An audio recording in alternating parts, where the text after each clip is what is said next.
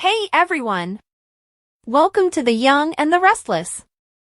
I'm Jane, and I'm so excited to have you here. If you love Young and the Restless, then you're in the right place. Make sure to hit that subscribe button and turn on notifications so you never miss a video. Alright, let's dive right in. According to spoilers from The Young and the Restless, Nick Newman could become a frame-up victim. Will the true culprit try to make this Newman family member look guilty and derail the murder investigation? Because the killer threw the blade from a distance, Kane Ashby feels he was the intended victim. Chance Chancellor's assessment in the July 15th episode suggests that he believes Kane's theory is correct.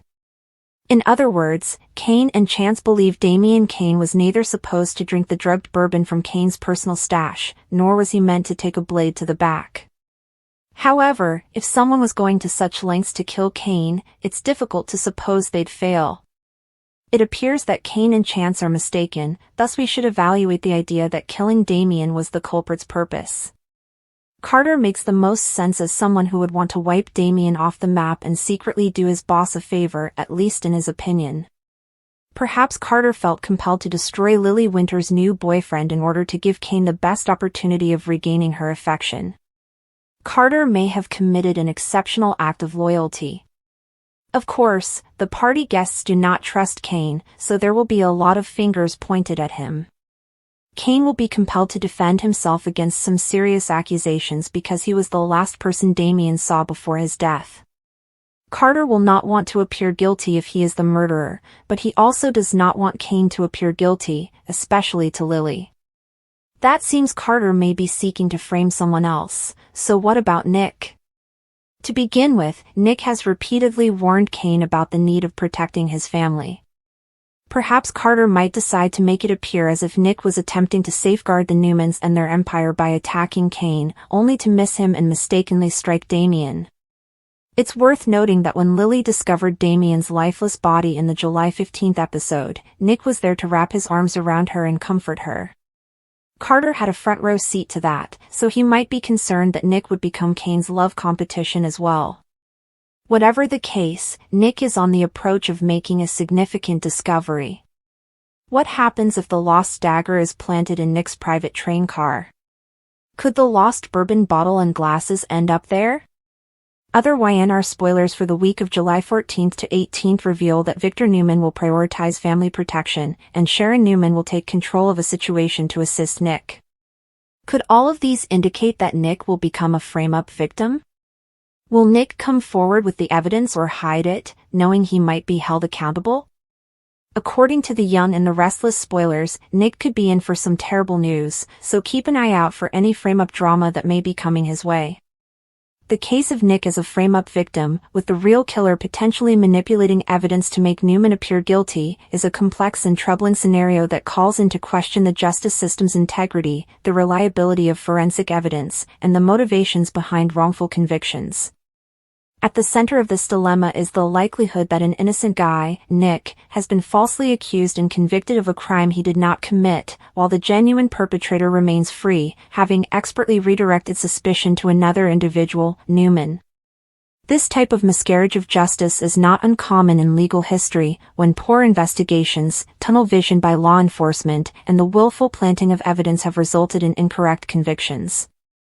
The consequences of such a frame-up are far-reaching, not only for those directly engaged, but also for public trust in the justice system. If Nick is indeed innocent, his life has been irreversibly altered by the loss of liberty, the stigma of being called a criminal, and the emotional toll on himself and his loved ones. Meanwhile, Newman, who may have been purposefully framed by the true killer, suffers his own set of obstacles, including the cloud of suspicion that hangs over him even if he is never formally prosecuted. The real killer's ability to manipulate the circumstances in order to blame Newman implies a high level of cunning and expertise with investigation methods, which could indicate that the culprit has law enforcement experience, forensic understanding, or a personal vendetta against Nick or Newman. Framing someone for a crime usually entails fabricating evidence, interfering with crime scenes, or using coincidences to construct a narrative of guilt. In Nick's case, the real killer may have planted DNA, faked witness testimony, or manipulated digital data to lead detectives to him. Similarly, evidence supporting Newman's guilt may range from fabricated alibis to the premeditated placement of his personal goods at the crime site. The psychological manipulation required in such a plot is enormous, as the true killer not only commits the initial crime but also orchestrates a secondary crime, the false accusation of an innocent person. This dual-layered deceit complicates the investigation since law enforcement may focus on the wrong leads while the genuine perpetrator goes unnoticed. The question then becomes, how did the true killer avoid suspicion while successfully framing Nick and implicating Newman? One hypothesis is that the killer had insider information about the inquiry, allowing them to anticipate and oppose police operations. Another theory is that the killer used pre-existing tensions or disagreements between Nick and Newman to make the frame-up more credible to authorities. The ramifications of such a frame-up go beyond the immediate victims. For Nick, proving his innocence in a system that frequently presumes guilt after a conviction is obtained is a daunting task. To reverse a wrongful conviction, the appeals procedure is lengthy, expensive, and complicated with legal challenges that need fresh evidence or the discovery of misbehavior. Even if Nick is eventually cleared, the damage to his reputation and psychological well-being could be permanent. Being named as a suspect, even indirectly, can result in social isolation, professional consequences, and psychological misery, according to Newman. The real killer's ability to distract attention shows structural flaws in criminal investigations, such as an over-reliance on circumstantial evidence, confirmation bias, and a need to resolve high-profile crimes swiftly. These flaws can be exploited by individuals with the expertise and intention to control the system. The function of forensic science in such cases is especially important. While forensic evidence is sometimes shown as flawless in popular media, it is susceptible to human mistake, contamination, and misinterpretation. In a frame-up, the true perpetrator may have purposefully polluted the crime scene with Nick's DNA or manufactured forensic reports to bolster the case against him. Similarly, evidence pointing to Newman may have been planted or manipulated to cause confusion. In recent years, the reliability of forensic procedures such as fingerprint analysis, hair microscopy, and even DNA testing has been called into question, with numerous cases of unjust convictions reversed due to erroneous forensic testimony. This begs the question, how much of the evidence against Nick and Newman is legitimate, and how much was fabricated by the true killer? Without a comprehensive and unbiased re-examination of the forensic material, the truth may remain hidden. Another feature of this case is the possibility of law enforcement malfeasance or carelessness. While most police officers and investigators are committed to justice, there have been cases when misconduct, whether intentional or unintentional, has resulted in unjust convictions.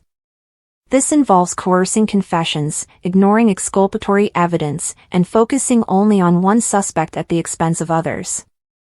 If the true killer had ties in law enforcement or knew how to exploit investigative prejudices, they could have easily directed the investigation against Nick and Newman.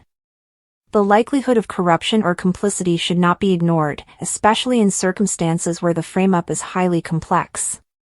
Alternatively, the detectives could have been deceived by the killer's deliberate efforts to establish a fake narrative, underscoring the difficulties in discriminating between actual evidence and created clues. The media's influence on popular view of Nick and Newman cannot be disregarded. High-profile cases frequently receive considerable media coverage, which can sway public opinion and the court process. If the media presents Nick as guilty before all of the facts are known, it will be more difficult for him to obtain a fair trial and Newman to clear his name if suspicions are made against him. The true killer may have even given information to the press to help consolidate the frame-up, knowing that media attention would accentuate the narrative of Nick's guilt and Newman's possible complicity. The court of public opinion frequently functions on emotion rather than facts, and once a person is labeled a criminal in the eyes of the public, the stigma can last long after they are exonerated. The emotional and psychological cost to Nick, Newman, and their families is immense. Wrongful convictions break families apart, cause long-term anguish, and weaken trust in the justice system. For Nick, being imprisoned for a crime he did not commit is a nightmare that will likely follow him for the rest of his life. Even if Newman is never charged, the suspicion and scrutiny he faces can cause anxiety, sadness, and a sense of injustice. The real killer's acts have far-reaching consequences, devastating lives and weakening trust in the system designed to safeguard them. The path to justice in such circumstances is laden with challenges. To prove Nick's innocence, his legal team would have to find fresh evidence, re-examine forensic data, or reveal errors in the previous investigation. This frequently necessitates the involvement of organizations dedicated to overturning erroneous convictions, such as the Innocence Project, which employs DNA testing and legal activism to release the wrongfully accused. Despite this backing, the process is slow and unclear. For Newman, clearing his name may include establishing that the evidence against him was planted or misread, which can be as difficult if the true killer successfully hid their traces. The broader implications of this case highlight the need for institutional changes to prevent unjust convictions. This includes raising forensic scientific standards, providing access to competent legal counsel, removing investigative biases, and holding law enforcement accountable for malfeasance. Furthermore, raising public knowledge of the justice system's flaws is essential for cultivating a culture that values due process and the presumption of innocence. The example of Nick as a frame-up victim, with the real killer making Newman appear guilty, is a striking reminder of how easily justice may be skewed when the system fails to protect the innocent. Until these concerns are addressed, the likelihood of such miscarriages of justice will exist, resulting in more lives destroyed and more perpetrators unpunished. To summarize, the situation in which Nick is framed while the true killer manipulates evidence to incriminate Newman is a disturbing example of how the legal system may be abused to disastrous effect. It emphasizes the significance of vigilance, integrity, and reform in criminal investigations to ensure that the guilty are held accountable while the innocent are safeguarded. The human cost of false convictions is too high to overlook, and the search of truth must be prioritized, even in the face of deception and manipulation. Only by fixing the institutional weaknesses that enable such frame-ups can we hope to prevent future injustices and restore trust in the legal system.